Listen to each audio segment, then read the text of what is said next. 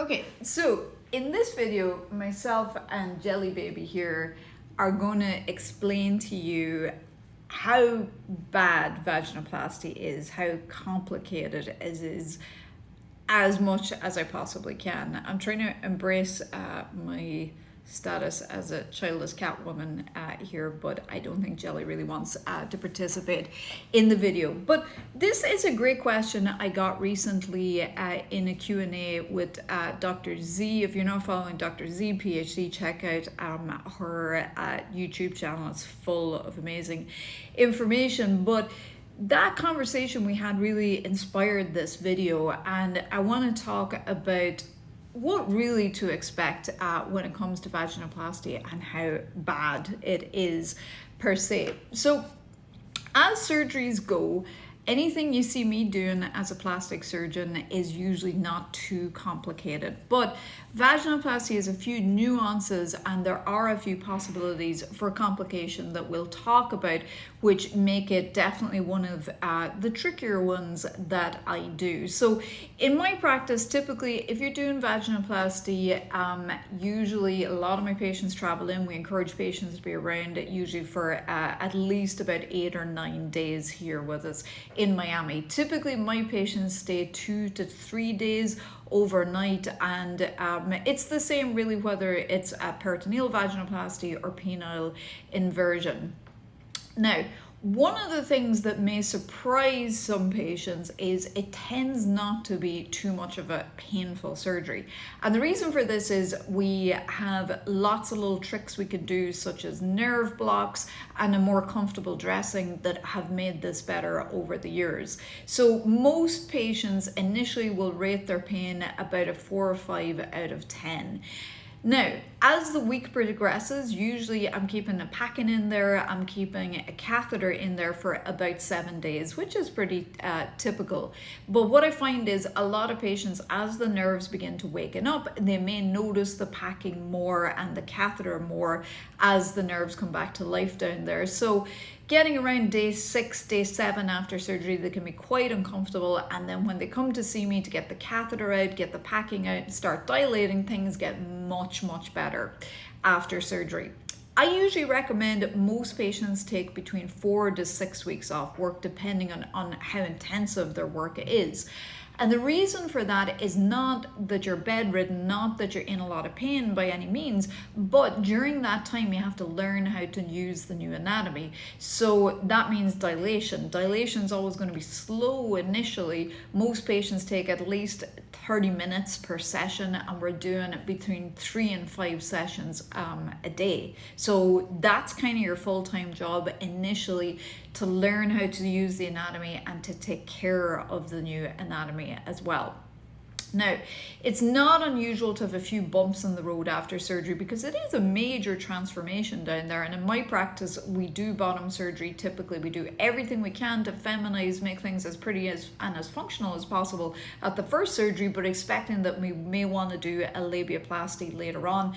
I tell my patients to be prepared to do the labiaplasty because the majority will want or need it after surgery. Typically, in my practice, we do it about 6 months after the initial vaginoplasty surgery.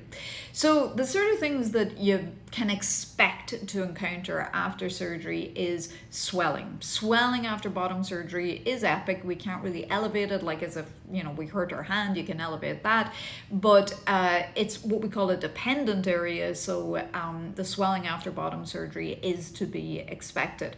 And with that, we see the anatomy becomes very distorted. And sometimes we can have wound healing issues or separation of the wounds. That happens in about 20%, sometimes more. Bruising is very common as well after surgery. So those are normal. I wouldn't really even call those complications after surgery. Swelling and bruising is 100% to be expected.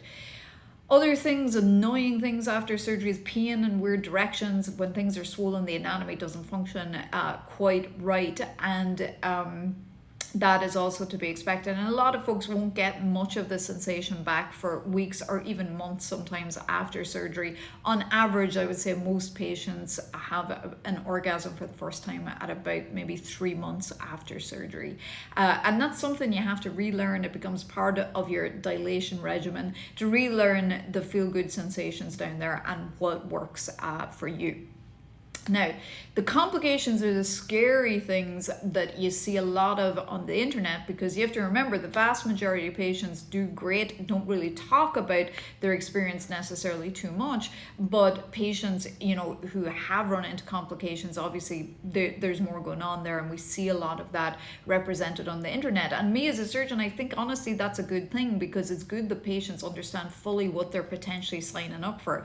And we spend a lot of the time during the pre-op consultation talking about what could go wrong, because the informed consent model really means that you have to understand what exactly you're signing up for.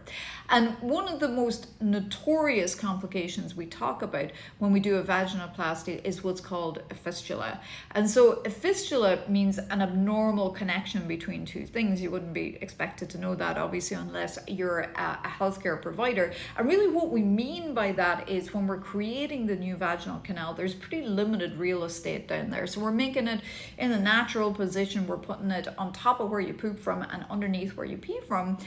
If we injure those areas, some bad things can happen. Usually if you injure where you urinate from, not much happens. But if we injure the rectum, where you poop from, it's possible to get an abnormal communication between the rectum and the new vagina, which is obviously a problem because the stool will leak out. Now, if that happens, sometimes in order to fix everything down below, we have to give everything a break, stop the stool coming down so everything can heal in, and that means getting a colostomy, which should be temporary.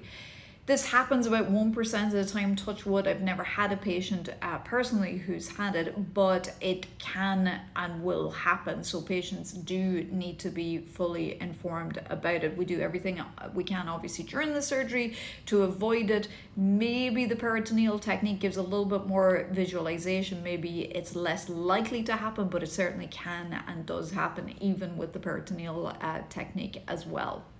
So that is kind of the notorious complication. If you get that one, it's not that necessarily you're very sick from it or very debilitated, but it means you do have a colostomy bag, which obviously a lot of patients really wouldn't like to have that, number one. And number two, you're signing up for 2, possibly 3 more surgeries in addition. So lots more recovery and downtime as well. So is it the worst surgery? Is it the most complicated surgery? No, I would say it certainly isn't. But you have to be educated. You have to fully understand what you're signing up for and never underestimate it. So every surgeon will give you a long consent form to sign. It's worth reading through that. It's worth having your questions answered. It's great that you're here watching educational videos like this. And I find if you're in a good place emotionally, you have good support if at all possible, and you've really educated yourself, you trust your doctor and you trust the process, vaginoplasty can be very comfortable and very straightforward.